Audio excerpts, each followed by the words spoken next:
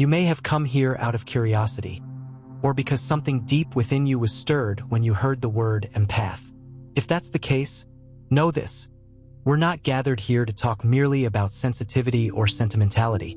No, we're here to awaken an ancient knowledge, a timeless force that lies hidden beneath what the modern mind simplistically calls feelings.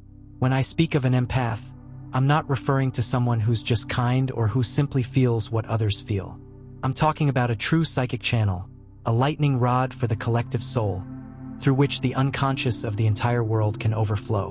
And that, my friends, is not always a gift. Today, empathy is often celebrated in its shallowest form, almost like a trend, but be careful. When something becomes fashionable, it usually loses its true power. The empath I've come to know not through lectures, but through dreams, archetypal visions, and the patient art of observation, is not some smiling, spiritualized figure.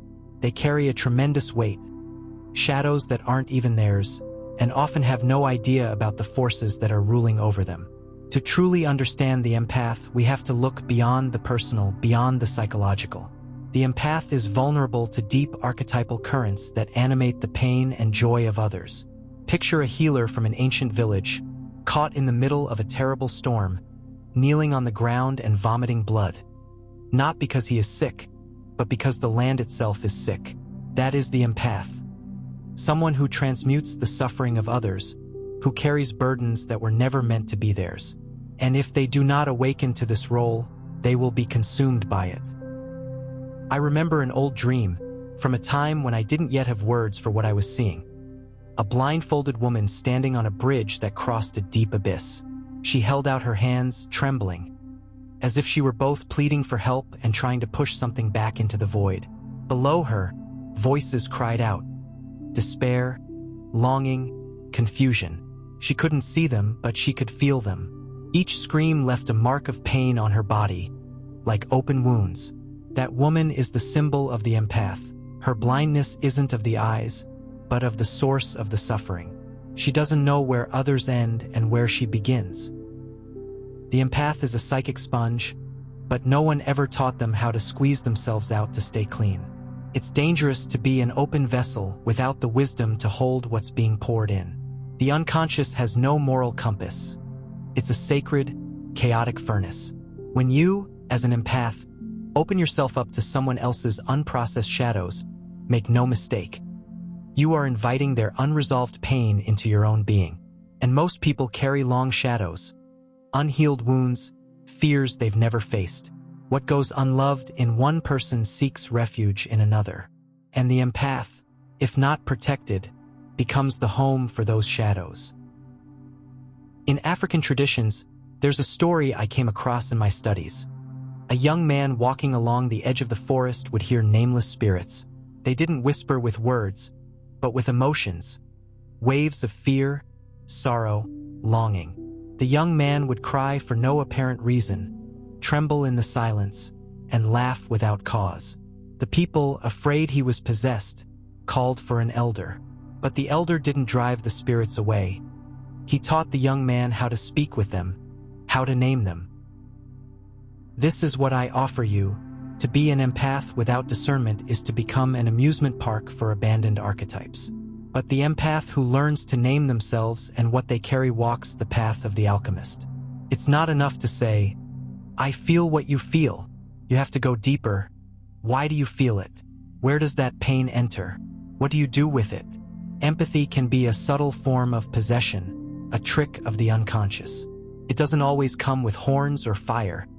Sometimes, it arrives disguised as compassion so overwhelming it drowns you. Sometimes, it takes the form of a compulsive need to help, one that destroys your boundaries. Sometimes, it's love, but a love that becomes a trap. When someone else's shadow clings to your soul and your body becomes a graveyard for pain that was never yours. I've seen empaths fall in love with the very people who end up destroying them, not out of weakness, but because they were unconsciously seduced by the other person's wounds. They feel the pain, and in that deep identification, they become caretakers, saviors, silent sponges. But it's a dark kind of marriage, what I call enantiodromia, the turning into the opposite. The healer becomes the wounded, the light turns into shadow, and the more this happens, the more the empath loses their sense of self. If you're an empath, understand this: your gift isn't just emotional, it's psychic and archetypal. You're tuned in not only to feelings, but to the collective currents that shape humanity. When someone enters your energetic field, you don't just sense their happiness or sadness. You feel their ancestry, their forgotten gods, their unlived lives. And if you don't dive deep into your own psyche, into your own shadows, you will drown. In the spiritual world, there's a temptation to romanticize sensitivity, to wear it like a badge of honor. But in the soul's realm, no gift is pure light. Every light has its shadow. Do you know what happens to repressed anger? It doesn't go away. It waits. And when someone carrying that anger crosses paths with an empath who isn't aware of their own wounds, that fire jumps to them, igniting them, agitating them, dragging them into sadness, without them even realizing they're carrying a flame that isn't theirs. I once worked with a woman who would cry the moment she walked into my office. Tears came before any words. She believed it was because of her parents, her relationships, her world. But the truth that surfaced after months of work was far deeper. She had been carrying the unwept grief of her mother, her grandmother, and all the women in her lineage who had been forbidden to cry. She had become the vessel for an ancestral shadow, and under the weight of that inherited pain, she lost the voice for her own. Empaths. If you don't learn to separate what's yours from what belongs to others, you'll drown in a sea of nameless ghosts. The gift of feeling is sacred, but the sacred requires structure. The container must be strong enough to hold the fire, or the fire will consume it. Another dream comes to mind. A man walks through a cathedral made of mirrors. Every step echoes with unfamiliar voices. He turns to one mirror and doesn't see his own face, but a crying child. In another, a screaming soldier. In another, a dying mother. He shouts, "Who am I?" But the mirrors don't answer, they only reflect. This is the empath lost in the inner worlds of others, forgetting his own face. If you relate to this, ask yourself, what have you actually done to truly know yourself? Not on a surface level, but in real confrontation with your own shadow. Have you faced the parts of yourself that use empathy to feel important, needed, even sacred? Have you noticed the dark pleasure that sometimes arises from being the only one who understands someone else's pain? Even the empath has shadows. Sometimes helping others is just a way to avoid facing oneself. The weight of someone else's pain is easier to carry than the silence of looking inward. We are strange creatures who dress up avoidance as virtue, and the unconscious smiles, subtly, behind the veil. Empathy is not salvation. It's a portal. To walk through it, you have to learn the art of boundaries, not rigid walls, but a membrane that is both porous and discerning. To say, "I feel you, but I do not become you." To say, "I see you're wound, but I will not house it within me." To say, "I offer you my presence, not my possession." And that, I believe, is the ultimate goal, not to absorb the other, but to witness them. The greatest tragedy for an empath is to become invisible to themselves, to merge so deeply with another's pain that their own soul becomes nothing more than a whisper. And this happens every single day. In marriages where one partner carries the emotions of the other like an unpaid servant. In families where the most sensitive child unintentionally becomes the emotional regulator of the household. In therapists, teachers, and spiritual leaders who mistake compassion for codependency. This confusion isn't innocent, it's archetypal possession. Without inner work, the empath becomes the wounded healer, the mythical Chiron who demands suffering as proof of worth. If you've stayed with me this far, thank you. This journey is long and difficult, but necessary. In the next parts, we'll dive deeper into how the empath can awaken to their true power. A power that doesn't destroy, but transforms. What would happen if I stopped absorbing the pain around me? Who would I be? Would I still be loved? These aren't academic questions, they're initiatory thresholds. This is where the empath meets their true test. To feel and still remain whole. To open the heart and keep the spine straight. To love without bleeding. To help without draining oneself. To witness the world's suffering without being defined by it. This isn't detachment, it's mastery. Let me share one final image, though many more arise as we speak. A woman stands before a fire, holding a bowl in her hands. All around her, a furious storm. Voices screaming, winds howling, visions of pain and injustice swirling across the sky. But she doesn't tremble. She lowers the bowl to the earth. Inside it, her own tears. She kneels and whispers, not to the storm, but to herself. I feel you, but I am not you. And in that moment, the storm begins to calm. Not because she absorbed it, but because she stopped resisting her own sovereignty. This is the true empire, not the sponge, but the vessel. Not the martyr, but the mystic. Not the savior, but the mirror. The deeper we venture into the archetypal landscape of the empath, the more we're pulled into the realm of dreams, because it's there the true gift begins to unfold, beyond the censorship of the ego. The dream world doesn't dilute or romanticize empathy like our culture does. It reveals it in its primal form, raw, symbolic, alchemical. I met a young man, tender and brilliant, who identified as an empath. He would enter a room and feel an invisible weight crushing his chest.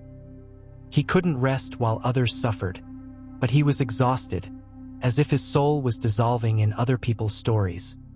He came to me not for answers, but afraid that he was disappearing. He brought a dream. At the entrance of a cave, screams echoed. Faces of loved and lost people floated in the darkness, each one calling his name. A child clung to his leg. A man bled at his feet. A woman reached out her hand, her skin made of ashes. He tried to run, but he was rooted there. From deep inside the cave came a voice, not a scream, but a whisper. You have made this place your temple. That sentence wasn't a metaphor, it was a diagnosis from the unconscious. He had built a psychic church of pain. He had confused suffering with purpose. In his desire to relieve the world, he became a sanctuary for all lost voices. But the soul does not thrive in a temple made of ghosts. Dreams often show us what we don't dare to see while awake, and for the empath, they reveal the hidden contracts we make with pain. If I suffer with them, they will feel less alone. If I absorb their anger, they won't explode. If I disappear, they will finally have space to breathe. But the unconscious does not reward martyrdom. It demands balance, truth, and confrontation with oneself. So the empath, if willing, must reclaim what they have given. Not to be selfish, but to be sovereign. This is where the path of individuation calls, the process of becoming who you truly are, not a mask, not a reflection, not the sum of traumas or projections, but a whole being. For the empath, individuation begins with a confrontation, not with others, but with the parts of themselves that were exiled to feel for the crowd. They must descend into their own cave and ask, what does my anger want to teach me? What is my grief hiding? What part of me is addicted to being the wound? And even more courageously, what part of me has become dependent on saving the wounded in others? It's not comfortable work. It tears illusions apart, shatters the empath's noble identity, and reveals the wounds beneath the healing wound. It asks them to stop bleeding on altars that were never meant for them and demands the terrifying step of letting others feel their own pain. Empathy, when conscious, is sacred, but when unconscious, it is contamination. It is the collapse of energetic boundaries, the invasion of the self by archetypal residues that do not belong to it. And this residue is often deeper than you might imagine. Among many empaths, there are ancestral entanglements. Sensitivity passed down as an inheritance, once perhaps sacred, now a burden. A woman whose great-great-grandmother served as the village medium may, unknowingly, feel overwhelmed in modern crowds. A man with ancestors burned for witchcraft might carry unconscious guilt about his gift of perception, suffocating it in hypersensitivity instead of wielding it as a skill. Thus, empathy can be the bearer of ancestral pain, the long echo of unresolved suffering seeking a voice in a sensitive descendant. And unless that descendant awakens, choosing to feel consciously, they become just another vessel of unconscious repetitions. The dreams of these people often reveal archetypal symbols in their most powerful forms. Snakes coiled around the heart, oceans swallowing children, ancestral homes burning while the dreamer cries, with no water to put out the flames. These aren't just personal symbols. They are the language of the deep psyche, warning. You are overwhelmed with what is not yours. I remember another patient, an artist deeply connected to beauty, pain, and rhythm. She shared a recurring dream. She was walking through an old museum where sculptures of people she had known, parents, lovers, friends, had plaques that read, "Do not touch property of the dead," and she touched them, and every time they bled. I told her the dream wasn't punishment, but instruction. Her empathy had become necromancy, a constant reaching into the past, into pain that belonged to another time, another soul. What she needed wasn't to feel less, but to have more discernment. Some suffering is sacred to witness. Others are meant to be buried. Unconscious empaths become gravediggers of the collective, wandering through psychic battlefields and mistaking every wounded soldier for a soul to be saved. But not all pain seeks healing. Some seek extinction. Interfering in this is playing God in a theater we don't understand. So what should we do? Harden our hearts? Ignore the wounded to protect ourselves until nothing can touch us anymore? No, we must refine empathy, transforming it from a sponge into a sword, from an open wound into a watchful mirror, from martyrdom into mysticism. The true empath is not fragile. They are initiated.